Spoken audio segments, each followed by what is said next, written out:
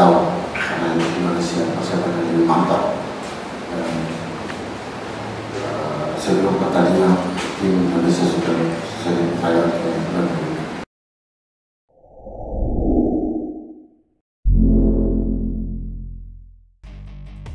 Hasil Timnas Indonesia versus Timor Leste dan pengakuan mengejutkan pelatih Timor Leste usai laga.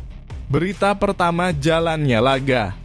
Garuda Nusantara, julukan Timnas U19 Indonesia, berhasil membuka keunggulan pada menit ke-18.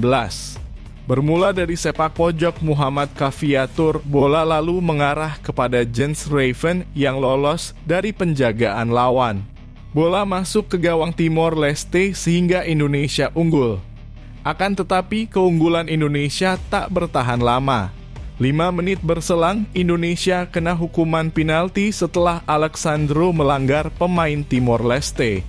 Kapten Timor Leste Ricardo berhasil mengeksekusi penalti dengan baik. Skor pun menjadi sama kuat 1-1. Usai itu Indonesia kembali bisa unggul atas Timor Leste lagi-lagi lewat skema Muhammad Kafiatur Jens Raven. Kafiatur melepas umpan lambung yang kemudian dieksekusi oleh Jens Raven.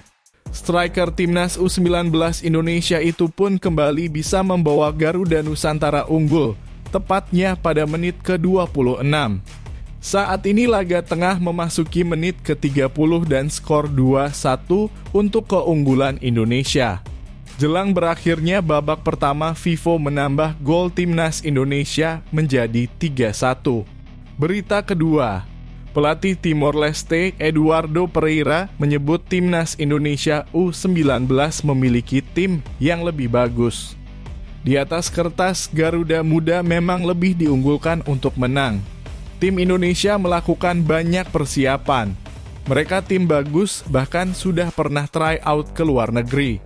Saya fokus pada tim saya bagaimana bisa mengimbangi, kata Eduardo Pereira. Saya minta pemain belakang apa yang diinstruksikan kepada pemain saya untuk tidak membuat kesalahan. Kami harus bisa menghadapi Indonesia, kambuhnya.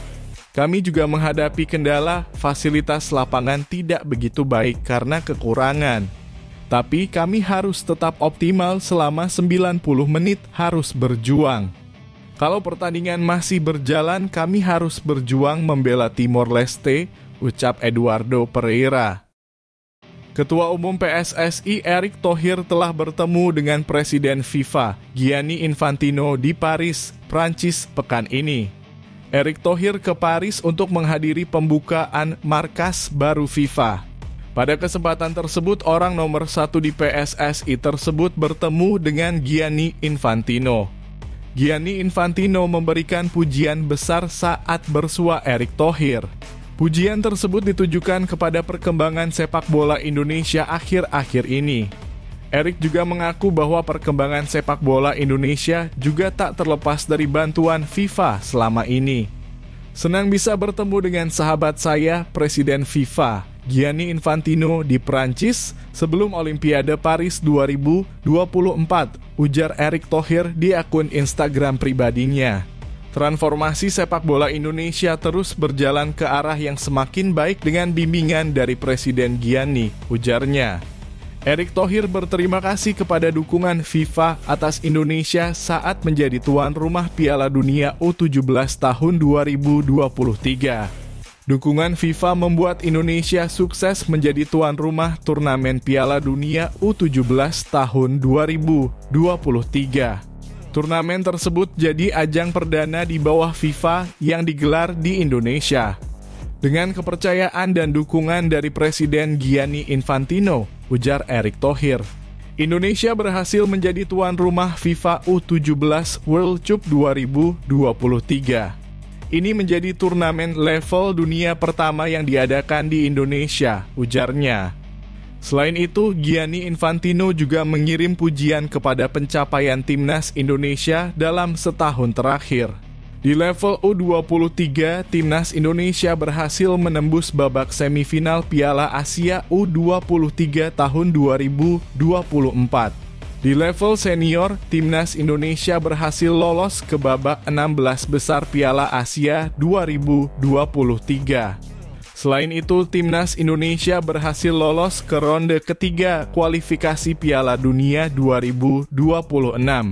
Perjalanan tim Garuda bakal dimulai pada September 2024 mendatang. Timnas Indonesia U23 juga berhasil mencatatkan sejarah dengan melaju ke semifinal Piala Asia U23 tahun 2024, ujar Erick Thohir. Di level senior, Timnas Indonesia juga berhasil melangkah ke babak kedua Piala Asia 2023 dan melaju ke ronde ketiga kualifikasi Piala Dunia 2026, katanya. Menurut Erick, semua pencapaian ini tidak akan terwujud tanpa dukungan Gianni Infantino selaku Presiden FIFA. Pencapaian ini tidak lepas dari perhatian dan dukungan luar biasa dari Presiden Gianni untuk sepak bola Indonesia, ujar Erick. ADO Den Haag akan menjalani pemusatan latihan jelang berlaga di kasta kedua Liga Belanda. Pemusatan latihan ini akan digelar sebelum mereka berlaga di kompetisi resmi. Tim yang bermarkas di Bingoal Stadion ini membawa 25 pemain dalam agenda ini. Mereka akan menjalani latihan intensif selama 6 hari. Laga uji coba melawan tim asal Belgia juga masuk dalam agenda mereka. Dari daftar 25 pemain tersebut, ada 2 nama pemain berdarah Indonesia. Pertama tentu adalah Rafael Struijk yang sudah mendapatkan promosi ke tim senior. Pemain yang berposisi sebagai winger tersebut sudah mendapatkan 6 caps di sana. Selanjutnya adalah Irfan Karijowijojo yang juga masuk dalam daftar tersebut. Irfan memiliki darah Indonesia dari kakek dan neneknya yang berasal dari Jawa. Mereka kemudian pindah ke Suriname saat masa penjajahan Belanda. Saat ini Irfan statusnya adalah pemain di tim ADO U21 dan berlaga di U21 Divisi 1 VAL. ADO nantinya akan melaksanakan pemusatan latihan hingga 27 Juli. 2 agenda uji coba sudah menunggu tim berjuluk The Green Yellow Army tersebut. Termasuk mereka akan berjumpa dengan mantan tim Marcelino Ferdinand yakni KMSK De Inze. Marcelino sudah memastikan diri akan meninggalkan De Inze dan tetap berkarir di Eropa.